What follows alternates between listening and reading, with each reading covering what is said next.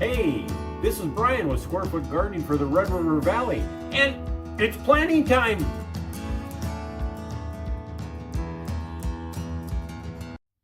Today we're going to talk about planting turnips. Turnips are a wonderful crop to plant. They're easy to grow, and they give you an abundance of a good harvest every year. And so we're going to talk about planting turnips. And so let's get started. This is 1 foot by 1 foot. It's roughly about 3.5 inches deep, and I have a nice mix of Mel's Mix. Again, Mel's Mix is a mixture, a soilless mixture of 1/3 vermiculite, 1/3 compost, and 1/3 peat moss. And so we've got this material already placed in our gardens. We have drain holes on the bottom so that we can maintain a good moisture level and not drown our plants. And we also have the ability to withhold some moisture to keep our some of the water available for the roots also. And so when we're planting turnips, let's talk about turnips. First of all, turnips can be grown for both the roots and the greens. So one of the things that we want to remember is that we want to have a plant that is healthy, that we've got good growth above the ground and good growth below the ground. And that's where Mel's Mix really comes in handy to help provide the plant with all the needed nutrients that it's going to need to become a healthy and vibrant plant. So turnips, the fancy name for turnips is Brassuca Rapa. And again, it's a cousin to the rutabagas, and it's also a cousin to cabbages. But turnips and rutabagas can be planted in a very similar fashion. It's fast-growing, cool season crop. Hot weather sometimes tends to make the leaves tough.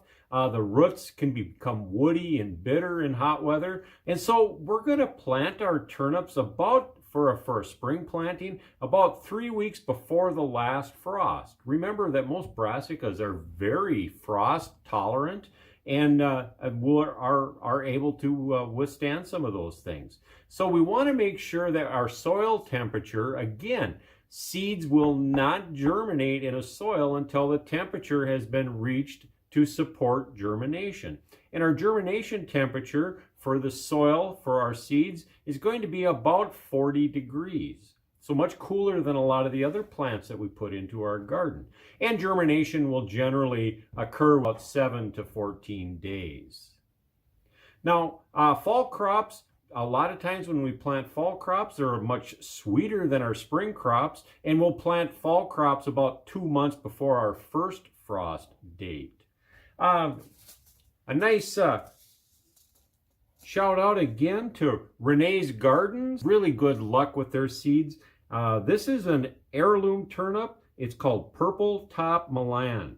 And we're going to take a look at our turnips. And our turnips, according to the square foot gardening method, we're going to plant 9 per square foot. And so we can mark it out. That would be a tic-tac-toe pattern. I like to, just for demonstration purposes, use a little mini grid that I use in my small gardens. So the first thing that we want to make sure that we have is our material, our soil is level. And then we're going to take out our handy dandy square foot gardening planting device, also known as a pencil. And we're going to go ahead and we're going to place a hole in the center of each of our squares. Again, we are only going to plant our seeds to a depth no more than twice its smallest dimension. And when we open up our turnips, as you can see, the seeds are very similar to a radish seed in size. And so they're very difficult to plant. And we don't want to waste seed. So what I like to use is my square foot gardening precision planter. If you're interested in these, contact me immediately and I will mail one out to you. In fact, you can use the envelope I mail it to you to make your square foot gardening precision planter. And what I do, I just take a piece of paper, I fold it in half, fold up the corner. I get a little reservoir in the end to help hold my seeds together. So I'm just going to go ahead, I'm going to put a few seeds in my precision planter. Okay, and then I go ahead and I fold up the back, fold up the sides. And again, if I take my precision planter along with my handy dandy square foot gardening planting pencil, I can distribute my seeds very evenly. And so we just go ahead and give it a tap, and you'll start to see that the seeds start to show up in the crease of the paper. And so at that point, I can just go ahead and deposit one seed in each of the holes. Remember, we're only plant our seeds to a depth no more than twice the smallest diameter. And these little seeds are not even a millimeter in diameter. And so they're very small, they're very tiny. We don't need to put a lot of soil on top of these. In fact, if we put too much soil on them, we bury them, those little seeds run out of nutrients to provide the germination effect to happen. So we want to be very careful not to bury our seeds too deep. Once we're done, we can put our seeds back in our packet. We try not to waste any if we can help it. And we can put that back in the refrigerator and use those again in another year, or at a later time to put a succession planting together. Go ahead and just gently cover each of the seed holes, just using the tip of my handy dandy square foot gardening planting pencil. And there we have it. We've got them planted. The next thing that we're going to want to do is we want to make sure that we give them a good drink of water to make sure that they start off a life healthy. And so I'm going to go ahead and use my square foot gardening precision water delivery device. And again, it's kind of neat. I've worked out a deal with Coca-Cola. They do provide a free water delivery device with each purchase of a 16-ounce bottle of Coca-Cola. And so we just go ahead and we'll water these in. We don't want to put too much water in right away because we may displace the seeds. We may cause them to come out of their hole. And so we want to make sure that we just give them enough moisture right now to embed them, get that germination process started. At this point, we're going to go ahead and we're going to place our small square inch garden out in the sunlight and let Mother Nature take over from there. There you go, planting turnips. Who'd have thought it'd be that easy?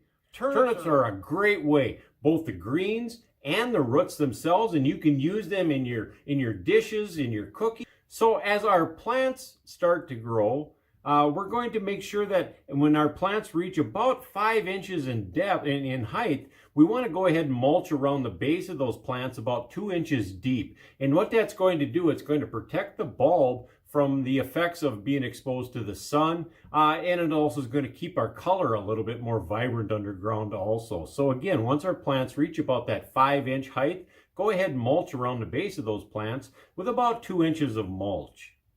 We're going to harvest our leaves when they're large enough to harvest, when they're big enough to pick. We want to, if we're going to continue to allow our turnips to grow so that we can use the roots also, we'll only take about 2 or 3 leaves per plant.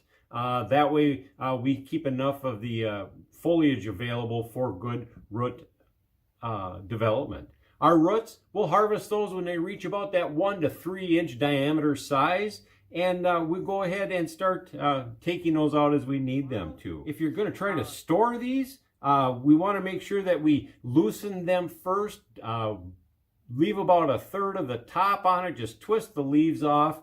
Don't wash the dirt off from them, but put them in a nice, cool, damp root cellar, and they should keep for around 6 months or so.